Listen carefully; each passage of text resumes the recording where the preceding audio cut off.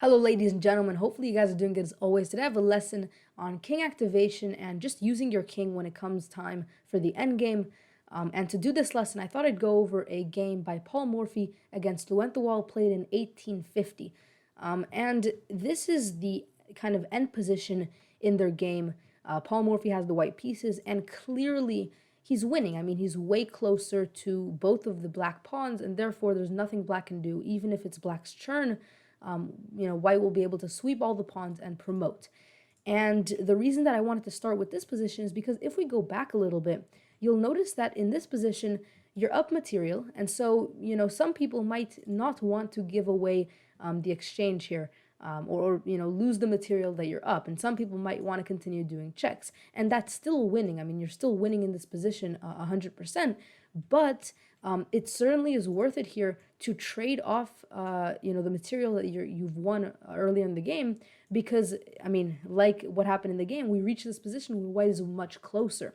And so the point of this specific game is that if your king is a lot closer to where the actions of the pawns are, where the pawns are, then you have the ability to sometimes give away some material just because you're sure that you're going to win. And you shouldn't be scared to do so. And although, once again, you don't have to do this, I mean, you're still winning with this extra material, there are now chances for you to lose some material. For example, because you have a rook and a king, if you find yourself on dark squares for both of them, for example, your rooks and kings lined up here, and the bishop manages to come on that diagonal, you could lose your material, and in that position, it might not be as easy to win the game. So certainly, when you're even if you're up material, it is 100% worth it. If your king is closer to where all the pawns are, you're fine with trading off that material. Another thing about this game is if we go back a few more moves, because this lesson is, after all, about king activation, I want to show you how you should activate your king. You'll notice that here, both kings are pretty much out of the game. And actually, a couple moves earlier were in the middle game. I mean, there's queens on the board, a lot of rooks, it's a middle game position. So here, your kings don't necessarily want to go out. But the second that we have this trade here, where you lose three major pieces, a queen and two rooks off the board, that's when your king, or both kings, you want to start activating them, because you're going to try to, you're going to realize that eventually they're going to become important pieces here, especially with the knights and rooks that might get traded. It could be pretty bad for you if you do not activate your king. And so here, for example, you can play a few moves, but you'll notice that black does a wonderful job of activating the king, at least moving it forward, while still gaining tempo, because the rook now needs to move. But overall, white manages, and actually right here, there's a pretty nice move here to give this check. The point is, after you have bishop coming over here to f2, and you're winning this pawn.